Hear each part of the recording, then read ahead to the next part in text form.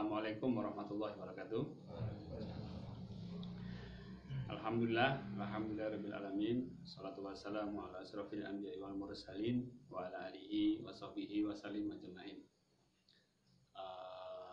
Bapak-bapak yang hadir di Padepokan Patrap dan semua kawan-kawan yang saat ini sedang menyaksikan siaran online melalui FB saya.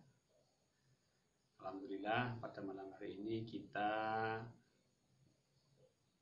masih diberikan kesempatan oleh Allah untuk bertemu di sini. Ya, di sini itu ada yang lewat FB, ada yang boleh hadir, yang bisa datang ke Padepokan. Baik, seperti yang sudah saya tulis di sebelumnya, postingan sebelumnya, saya akan menyampaikan tentang amanah, masih tentang amanah. Ya, pokoknya kalau pelajarannya amanah ya amanah. Ya, pokoknya amanah terus. Dulu 3T ya, tiap hari, tiap minggu, tiap Kamis ya 3T. Ya, pelajarannya dari sono. Ya, ngikuti aja kita.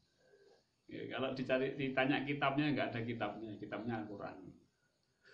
Cari aja nanti tentang amanah, Al-Quran sudah banyak. Baik, Bapak dan Ibu,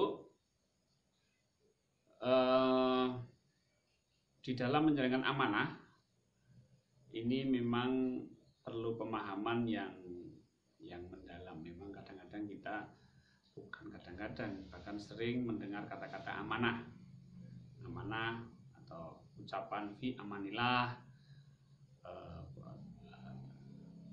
atau yang lain. Nah, di dalam konsep kita sadar Allah tiga nafas ini, bahwa amanah itu adalah satu bentuk amanat ya. Amanat itu amanat Tuhan atau bagaimana ya, satu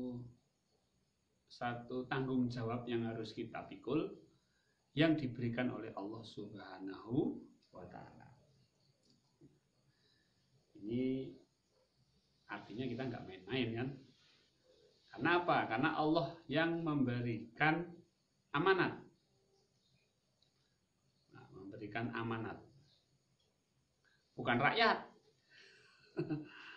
DPR, kalau itu presiden. Ini adalah Allah yang memberi, bukan rakyat. Lebih tinggi mana? Ya jelas lebih tinggi Allah. Nah, baiklah, makanya karena tanggung jawab dan tugas ini adalah dari Allah Subhanahu wa Ta'ala, maka kita harus jalankan dengan sebaik-baiknya. Kita jalankan dengan kesungguhan. Ya, karena apa? Ini yang memberikan amanah ini adalah Allah Subhanahu wa Ta'ala. Ya. Amanah apa? Yang pertama kali adalah amanah hidup. Makanya orang itu dilarang bunuh diri. Kenapa kok orang dilarang bunuh diri? Orang stres itu ya pinginnya mati, aku mati ya. Ya, dulu gantung itu keren ya Pak? Ya Pak. Sekarang sudah nggak keren lagi. Kerennya Pak, jatuh dari mall lantai 5 itu keren, masuk RCTI. Tapi kenapa kok dilarang? Bunuh diri kenapa dilarang? Karena dia mengkhianati Tuhan, mengkhianati Allah Subhanahu wa Ta'ala. Bunuh diri itu mengkhianati hidup yang sudah diberikan Allah. Ya. Hidup yang sudah diberikan Allah itu mendasar, itu sangat mendasar. Nggak boleh kita bunuh diri. Itu larangan keras. Berarti apa? Kita harus menjaga. Kita diberi amanat untuk hidup, maka harus kita jaga. Itu yang pertama. Kemudian amanah-amanah berikutnya pasti banyak. Ya, yang namanya hidup, amanah kita ada 3. Yang pertama adalah menyadari Allah. Itu namanya amanah sebagai saksi. Asyhadu an la ilaha illallah wa asyhadu anna Muhammadar Rasulullah. Itu sebagai saksi. Asyhadu an la ilaha illallah itu adalah saksi sebagai tujuan utama kita hidup. Kemudian asyhadu anna Muhammadar Rasulullah itu adalah sebagai saksi. Kita menjadi saksi sebagai asyhadu anna Muhammadar Rasulullah, menuju Allah dengan caranya Rasulullah. Di kesaksian kita kepada dua ini, pada Allah dan kepada Rasulullah, yang satu tujuan, yang satu adalah cara. Jadi amanah kita yang pertama setelah kita hidup ini adalah amanahnya asyhadu an la ilaha illallah wa asyhadu anna Muhammadar Rasulullah. Artinya apa? Tujuan kita ke Allah, caranya pakai caranya Rasulullah. Hati-hati ya, jangan kebalik. Atau jangan salah. Rasulullah jadi tujuan, ini salah.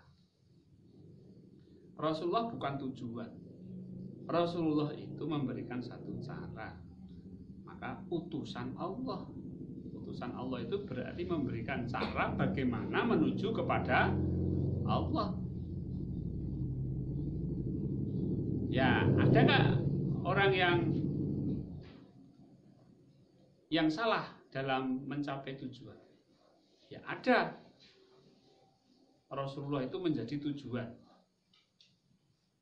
Ini yang perlu diperbaiki. Rasulullah bukan tujuan, tapi caranya menggunakan cara Rasulullah. Dan yang kedua, amanah yang kedua adalah ibadah. Sebagai Abdullah, sebagai hamba Allah. Enggak, silakan. Nah, ini ada yang baru datang. Mas Muiz. Ya, Mas Muiz. Enggak. Oke. Ya, duduk. Bebas duduknya. Sambil kelekaran juga boleh. Kasurnya ada. Oke, lanjutkan. Nah, jadi amanah yang kedua adalah amanah sebagai abdi, Abdullah. Ya, namanya abdi itu berarti pekerjaannya adalah mengabdi. Abdi orangnya, pekerjaannya apa? Mengabdi. Mengabdi kepada siapa? Ya kepada Allah. Caranya pakai caranya siapa? Pakai caranya Rasulullah. Sholat. Apalagi? Zakat. Puasa, itu rukun Islam. Ya, ingat. Tujuannya kemana? Sholat itu tujuannya menjalankan ibadah apa tujuannya ke Allah? Nah, tujuannya ke Allah. Tujuannya surga apa tujuannya ke Allah? Allah. Tujuannya selamat dunia akhirat apa tujuannya Allah? Jadi kalau tujuan itu sesuai dengan syahadat yang pertama tadi, asyhadu an la ilaha illallah. Jangan sampai surga menjadi tujuan. Apalagi cuma rezeki, malah sepele banget. Aku tak sholat duha biar rezekiku lancar. Waduh, sepele banget. Surga aja sudah nggak dicari, ini malah mencari rezeki duit. Ya, ingat tujuannya adalah ke Allah. Jadi kalau sholat duha tujuannya apa? Sholat duha tujuannya apa? Allah. Fadilahnya? Nah, fadilahnya rezeki lancar, dapat dapat ilmu. Nah itu fadilah itu jangan jadi tujuan. Sholat tahajud tujuannya apa? Tujuannya adalah ke Allah. Fadilahnya apa? Nah, banyak sholat tahajud fadilahnya, tapi jangan sampai menjadi tujuan. Kita itu seringkali mendengar fadilah sebuah ibadah, lupa Allahnya, yang dikejar fadilahnya. Makanya fadilahnya nggak ketemu, karena fadilah itu yang memberikan adalah Allah Subhanahu wa Ta'ala. Itu amanah yang kedua. Amanah yang pertama tadi adalah asyhadu an la ilaha illallah wa asyhadu anna muhammadar rasulullah. Amanah yang kedua adalah menjadi abdullah, abdinya Allah Subhanahu wa Ta'ala. Tugasnya ya mengabdi. Ini syarat, ini amanah ini.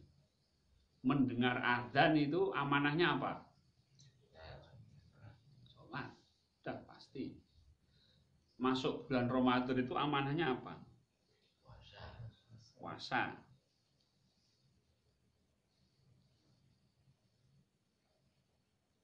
Kalau Idul Kurban ya amanahnya korban yang mampu. Itulah. Jadi mendengar adzan itu perintah itu tuh amanah, itu segera sholat. Kecuali kalau ada keperluan yang memang tidak bisa ditinggalkan. Kemudian amanah yang terakhir adalah sebagai khalifah. Ini jailun fil ardi khalifah. Nah, khalifah itu ya, apalah yang kita hidup ini, kita ini apa? Sebagai apa? Situ aja dilakukan. Hari-hari khalifah gitu aja, sepenak banget gitu. Yang jadi guru yang ngajar, yang jadi mahasiswa ya belajar, yang jadi tukang cukur ya nyukur, tukang cukur ya cari mangsa, cari pelanggan. Mosok tukang cukur gak cari pelanggan, ben teko ben ya ora ben walah ki piye. Ya Mas. Tukang cukur itu amanahnya cari pelanggan. Bukan masalah duit, enggak masalah mencari duit. Saya katakan bahwa pelajaran di sini tidak bertujuan untuk mencari duit. Duit itu datang sendiri. Tapi kalau dia dikejar lari, ingat nggak pesan orang tua dulu? Rezeki itu dikejar lari, didiamkan juga diam, kita tinggalkan akan datang. Nah, jadi apa? Saya juga dulu awalnya bingung, Pak. Masa rezeki teko dhewe. Masa rezeki datang sendiri. Ternyata memang betul datang sendiri. Asal apa? Asal kita menjalankan amanah. Sudahlah, amanah itu kerjakan dengan sungguh-sungguh, rezeki pasti cukup. Rezeki pasti ada. Nah, itu amanah yang kita jalankan. Kemudian, apa sih hubungannya dengan zikir nafas? Di mana zikir nafas ini kita melatih sadar Allah. Ya, saya katakan bahwa di dalam konsep kita, ya, konsep di dalam DNSA, bahwa sadar Allah itu sudah ma'rifat. Ini kalau menurut definisi saya ya.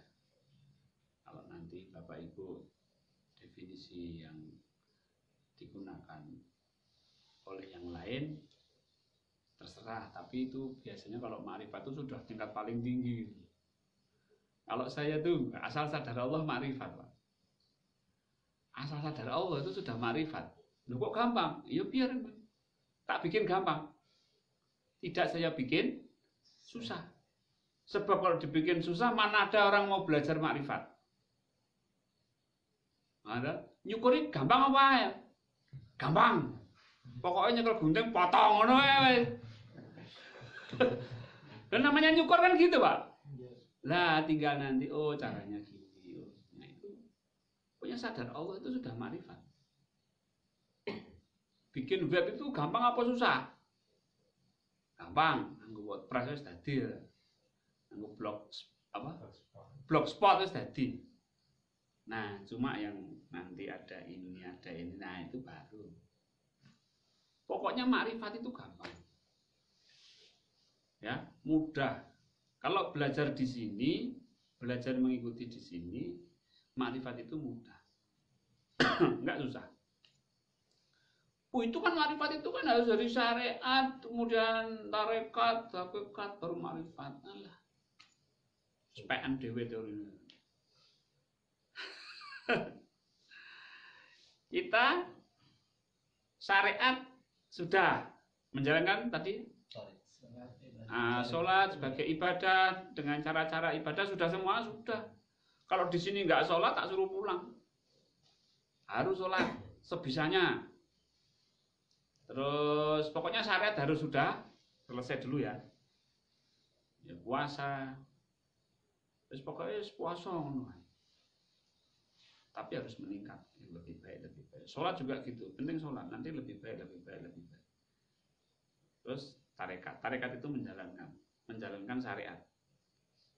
Syariatnya sholat, tarekatnya menjalankan sholat. Di dalam menjalankan ini karena dengan sadar Allah maka ketemu hakikat.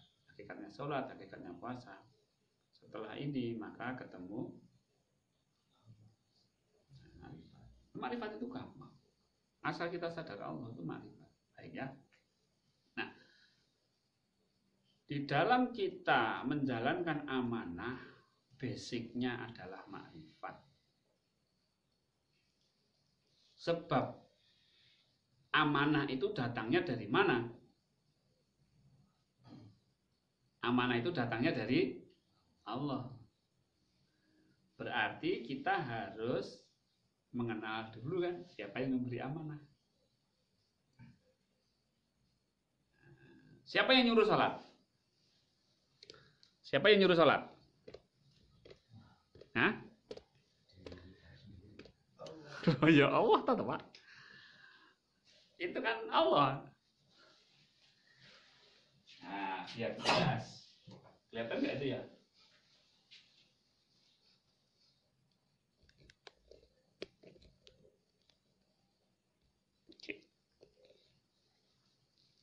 Oke. Nah,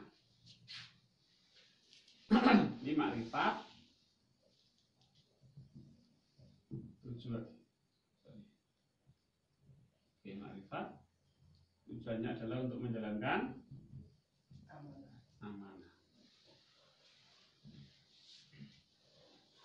Sebab amanah ini dari Allah.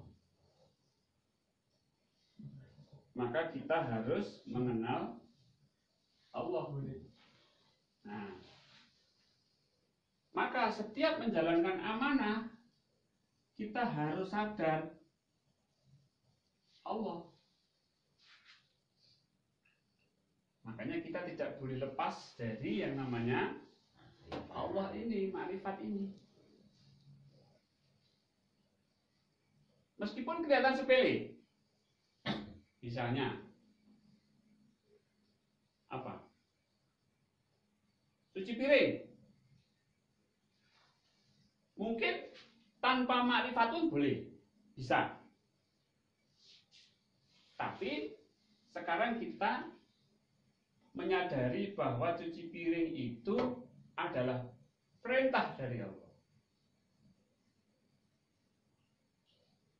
Dalilnya kan jelas, anadzafatu minal iman. Udah itu sudah mencukupi semua. Dari mulai bersih-bersih piring, bersih-bersih mobil, bersih-bersih rumah, kecuali bersih-bersih dompet. Nah, itu bukan anadzafatu minal iman ya. Nah, bersih-bersih baju, setrika, nah itu masuk anadzafatu minal iman. Berarti itu perintah dari Allah. Nah, ini harus ada satu kesadaran gitu. Sehingga pelajaran makrifat yang diperoleh melalui zikir nafas, ya, ini mampu memberikan satu kekuatan kita untuk menjalankan amanah.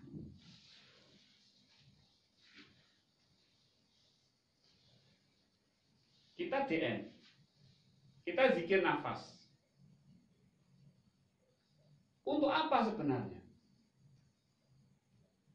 Ada orang yang nggak pakai amanah, Pak. Hanya untuk mencari sensasi. DN, makrifat untuk mencari sensasi.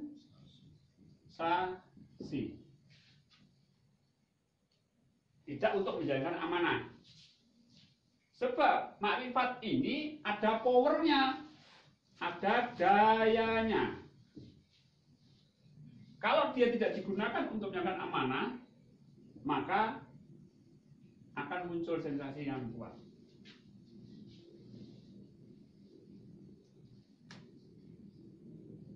Oh, tadi malam saya ketemu Wali Songo. Gitu-gitu terus. Karena apa? Energinya tidak dibawa ke sini, tidak dibawa ke amanah. Senangnya duduk diam di musola atau di tempat-tempat yang dikeramatkan. Akhirnya setan masuk, jin masuk, menyerupai siapa? Wali Songo atau mengaku Wali Songo. Ketemu Sunan Kalijogo, ketemu Sunan Ampel, wes ketemu Wali Songo. Apa? Ketemu terus kamu diajak ngomong, ya saya diajari bahwa saya harus sabar, saya harus ikhlas ya. Aku Ustadz di masjidku juga bilang gitu, nggak usah ketemu Wali Songo. Kenapa? Ini dayanya. Makanya segera setelah belajar bikin nafas, kita mengenal Allah, artinya kita sadar Allah, segera jalankan amanah. Action. Maka daya ini akan berubah menjadi sebuah bentuk apa? Bentuk pertolongan Allah. Nah, pertolongan Allah untuk apa? Untuk menyelesaikan amanah. Kalau kita namanya maunah. Kalau para nabi namanya mukjizat. Kalau para wali namanya karomah. Ini pertolongan Allah. Gaib juga pertolongannya. Ini sama, ini juga gaib. Cuma ini gaibnya itu gaib-gaib yang gak jelas. Iya, nggak jelas. Nggak jelas gimana? Wong Semar nggak ada, bisa ketemu Semar itu? Semar itu kan imajinasi orang Jawa. Itu bisa ketemu betul loh. Wah, semalam saya ketemu Kiai Semar.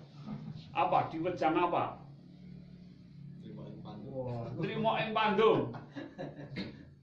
Akeh yo, cukup sithik yo. Kurang ora.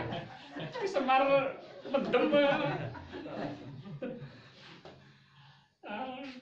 Lah nek wis diwejang ngono Quran wis komplit. Kenapa harus ndak ketemu Kiai Semar bareng? Ada lagi cari sensasi. di pantai selatan. Ketemu sama Nyi Roro Kidul. Ya. Padahal Nyi Roro Kidul itu kan cuma ciptaan ilusi manusia toh. Emang ada Nyi Roro Kidul? Enggak ada. Itu kan buatan kreasi dari para raja Mataram dulu. Biar dianggap sakti, biar dianggap bahwa dia punya satu kekuasaan, maka dia mengaku menikah dengan penguasa Laut Selatan. Sehingga rakyatnya pada takut. Sakjane ini medeni rakyat. Akhirnya rakyatnya takut betul. Karena sudah dianggap ada, duduk di situ, DN. Nongol itu. Namanya kalau psikologi namanya halusinasi. Karena diinginkan, diyakini ada, maka muncul. Kita nggak nyari ini. Maka segera lakukan amanah. Ingat amanah tadi, yang pertama adalah saksi, yang kedua adalah abdi, yang ketiga adalah khalifah. Nah, nanti dayanya itu ini. Dayanya. Ini yang kita fokuskan sekarang ke sini. Kita fokuskan sekarang itu di sini. Apakah kalau di sini meninggalkan DN? Oh tidak. Sekarang itu DN mencapai DN level 4. Metode ke-4, yaitu nafi isbat. Nafi isbat. Jadi menjalankan amanah ini sebagai khalifah, ya, menjadi khalifah. Bapak Ibu bisa bayangkan, Bapak bisa bayangkan, ketika Rasulullah perang memanah, melempar, Muhammad, bukan engkau yang melempar, tapi aku yang melempar. Bukan engkau yang memanah, tapi aku yang memanah. Rasulullah melakukan apa?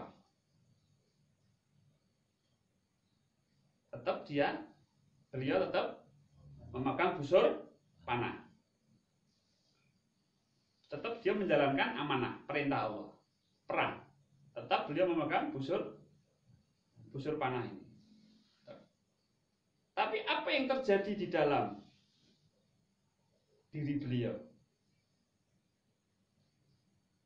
Nafi isbat. Karena perintahnya, "Hei Muhammad, bukan engkau yang memanah, tapi aku yang memanah." Perintah dari Allah. Maka Rasulullah pun menjalankan amanah. Saya hanya mengikuti gerak saja.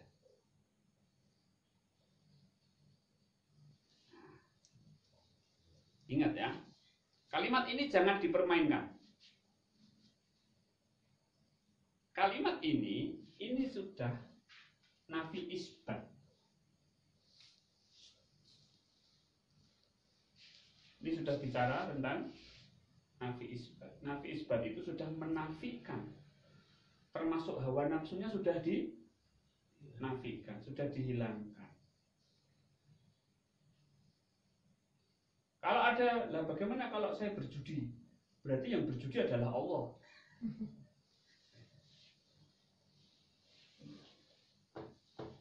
Itu namanya mempermainkan. Ini sudah nafi levelnya, kita bicara sudah nafi. Kita sudah bicara tingkat 10, dia tanyanya tingkat 2. Wah. Ayat Al-A'raf, ayat berapa dia? Aduh, lupa, kemarin tak terus lupa. Ayat Al-A'raf itu. Ya Allah, lupa. Itu ketika Rasulullah panah gini itu, Wa maromaita idromaita walakin Allah. Roma itu betul-betul ini Allah. Dalam keyakinan beliau ini Allah. Memang sudah nafi isbat. Sudah ditiadakan semua, sudah ini Allah. Jadi sudah tidak ada istilah nafsu, hawa nafsu, dia melakukan maksiat. Itu tingkat bawah. Ya, kalau maksiat bagaimana menjalankan? Apakah Allah? Ya, iya, tetap Allah. Semua ini nggak ada yang bukan tetap Allah. Nah, masalahnya kenapa kamu digerakkan untuk maksiat? Itu menjadi pertanyaan. Ini kita bicara tentang level nafi isbat. Baik, jadi peranan daripada makrifat ini adalah untuk menguatkan amanah. Rasulullah itu ketika perang begini ragu-ragu.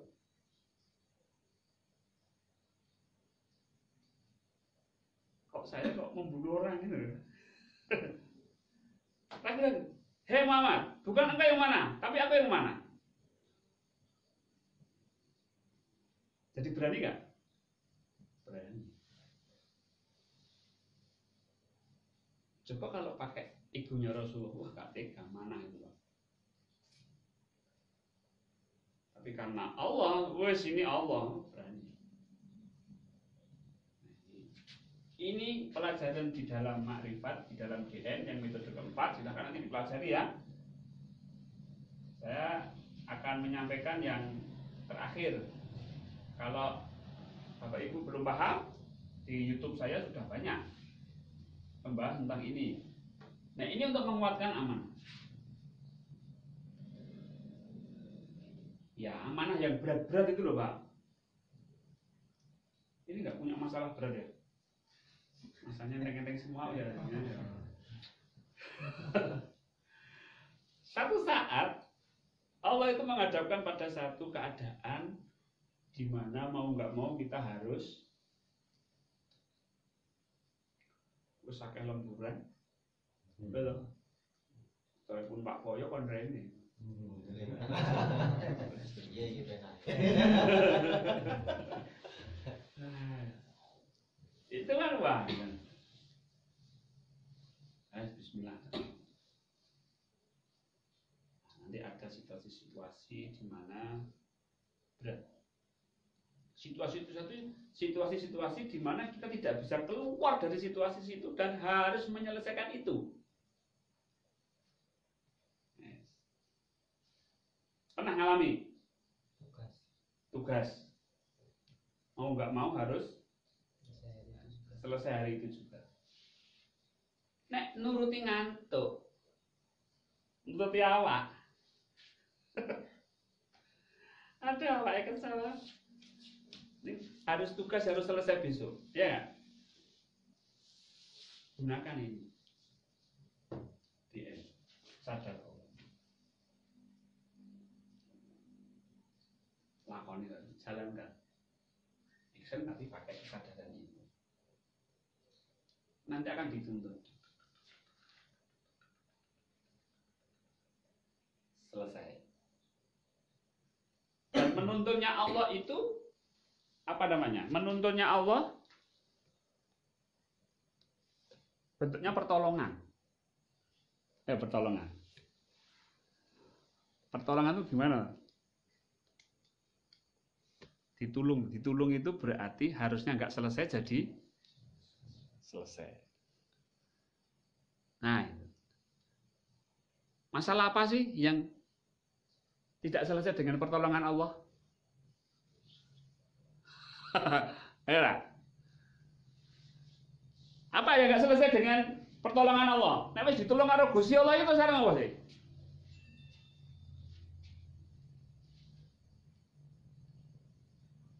Ya, seberat apapun masalah kalau sudah ditolong Allah selesai. Makanya kita siap aja menjalankan Allah.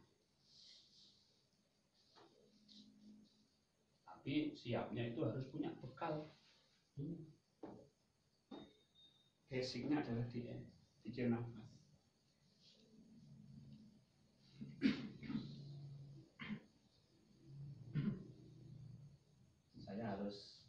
menyelesaikan tugas. Saya harus selesai kuliah.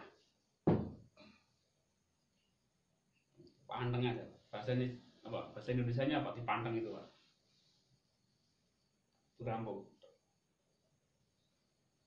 Apa bahasanya Indonesia dipanteng itu? Bukan konsentrasi. Dipanteng. Karena apa? Karena amanahnya Allah. Jadi tugas ini harus selesai.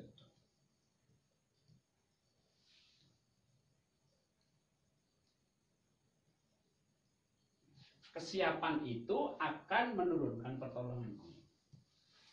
Tinggal kita ikuti saja apa yang diperintahkan oleh Allah Subhanahu wa taala. Ya.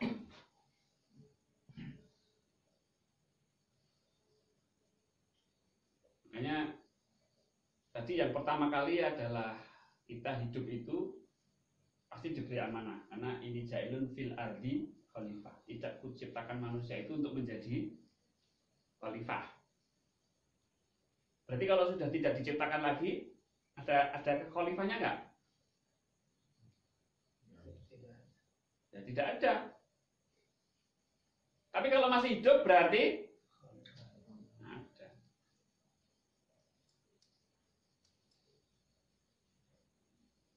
Dan harus menang. Hidup itu harus menang.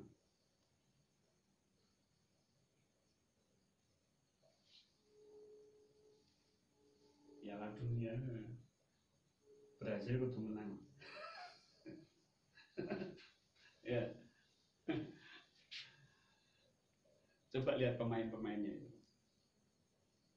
Dengan amanah apa? Amanahnya apa? Saya harus menang. Tapi bukan karena Allah. Entah kan biar dapat bonus atau biar apa. Biar penggemarnya itu biar senang atau bagaimana. Tapi jelas itu amanah. Tapi amanah bukan dari Allah. Amanah dari yang dia inginkan sendiri ya. Tapi coba lihat cara dia melakukan amanah itu. Anda kok pemain sepak bola cengengesan gitu. Pemain sepak bola cengenges gitu. Nyelelek gitu. Pecah. Hah? Pecah. Oh, pecah, keluar kamu. Hidup sama seperti itu, Pak. Bisa kesini. Enggak boleh cengengesan. Enggak boleh apa istilah cengengesan itu menyepelekan. Bisa dipecat betul itu.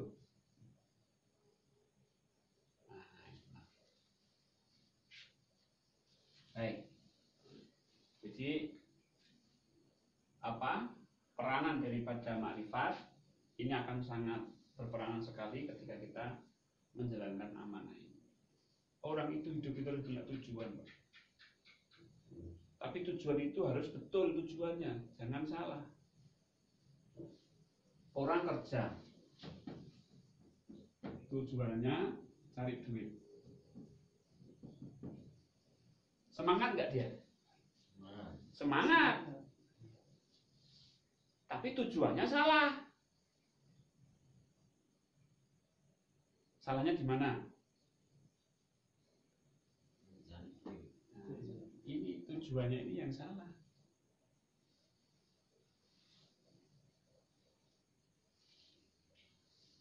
Iya kan? Semangat itu duit itu podo semangat. Orang yang amanah kanannya semangat, tapi cari tujuannya salah. Orang kerja cari nafkah untuk keluarga. Semangat enggak? Semangat, tapi salah. Karena endingnya keluarga.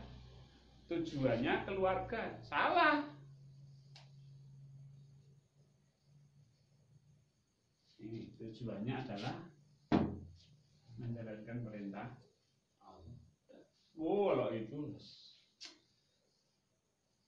boleh dibuktikan. Jangan duit jadi tujuan, jangan keluarga jadi tujuan, jangan karir jadi tujuan, Jangan jadikan profesi jadi tujuan. Tujuannya apa? Menjalankan.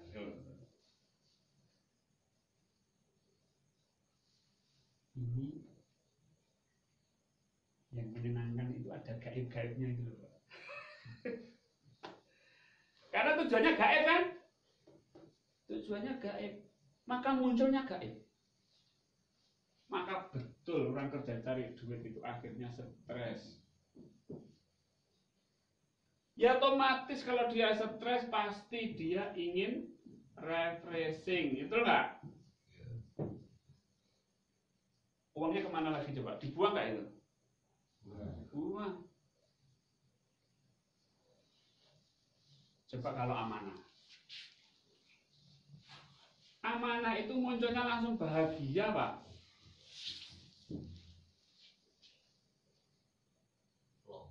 Loh, ayo piknik. Ngopo? Oh, seneng-seneng. Aku yang ini wis seneng. Pak. Tuh. Aku ning pendopo wis seneng ngopo. Bahagia ini gitu. Tapi kalau dia kerja cari duit pasti stres. Orang cari duit itu pasti stres.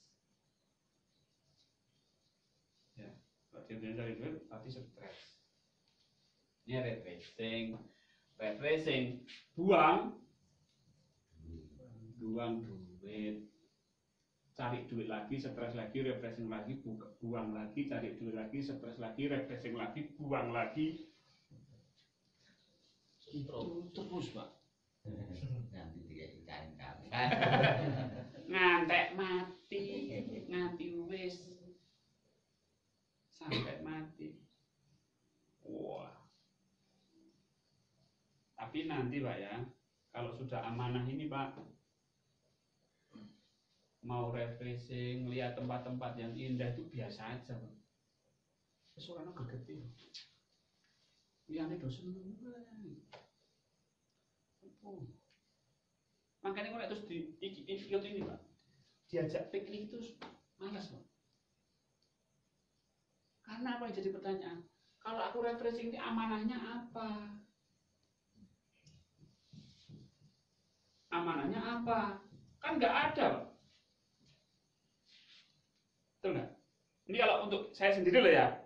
Kecuali kalau saya dengan keluarga lain lagi, ini untuk anak, untuk istri. Tapi untuk saya sendiri, amanahnya apa saya? Melancong, pergi-pergi ke tempat-tempat itu amanahnya apa? Seneng-seneng, ya di sini sudah seneng.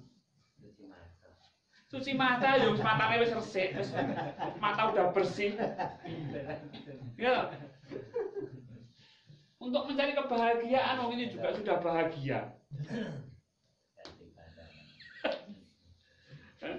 Nah, disinilah nanti kalau yang cari duit maka rezekinya itu akan habis.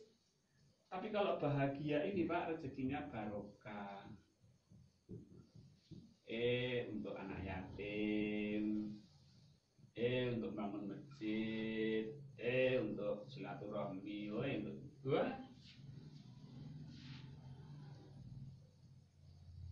bantu orang. Jadi barokah.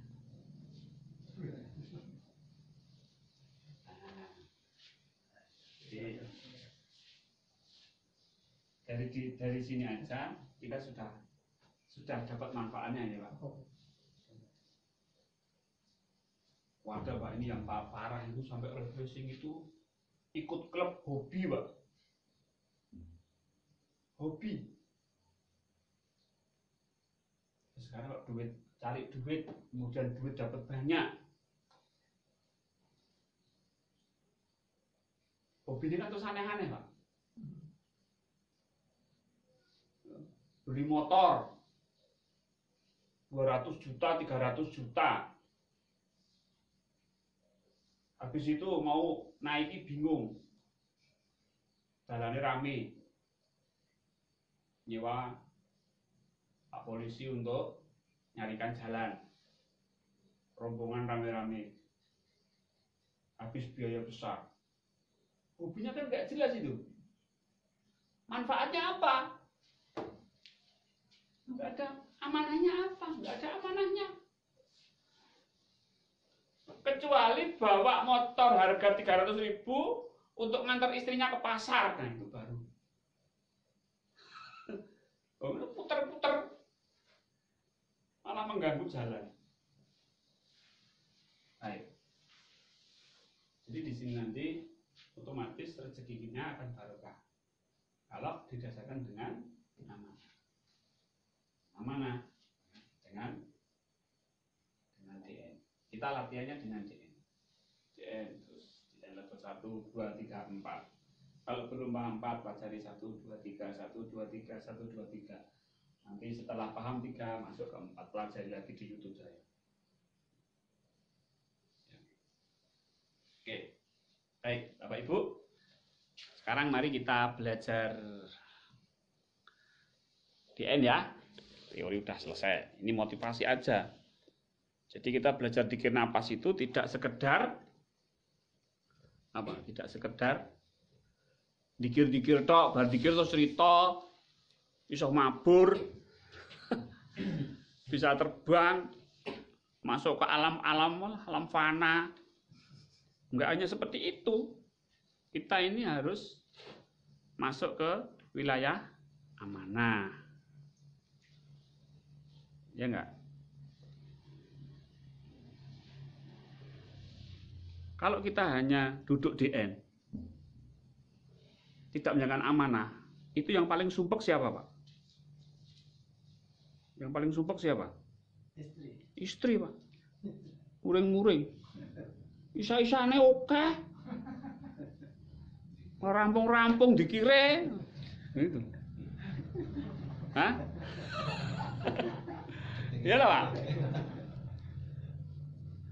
Kok sing disalahke Padepokan Patrap. Ini mesti ajarane Pak Setyo Purwanto kae mesti iki. Oh, padahal saya ngajari untuk amanah, tidak hanya dikir nafas. Makanya banyak kawan-kawan yang setelah DN kenapa masalah banyak. Setelah dikir nafas kok masalahnya tambah banyak ya Pak saya. Lah amanah enggak. Ya saya DN terus Pak. Walah. Selemburan oke DN wae. Kendiling-guling sing muring pertama ya nyonya. Iya toh. Jangan sampai kita berspiritual ini, kita berzikir ini keluarga jadi berantakan. Jangan. Kita berzikir ini adalah untuk menjalankan amanah Allah Subhanahu wa taala, keluarga bahagia, kita pun juga bahagia. Oke? Baik, tapi tetap yang namanya latihan dikir napas itu tetap nggak boleh apa namanya? Nggak boleh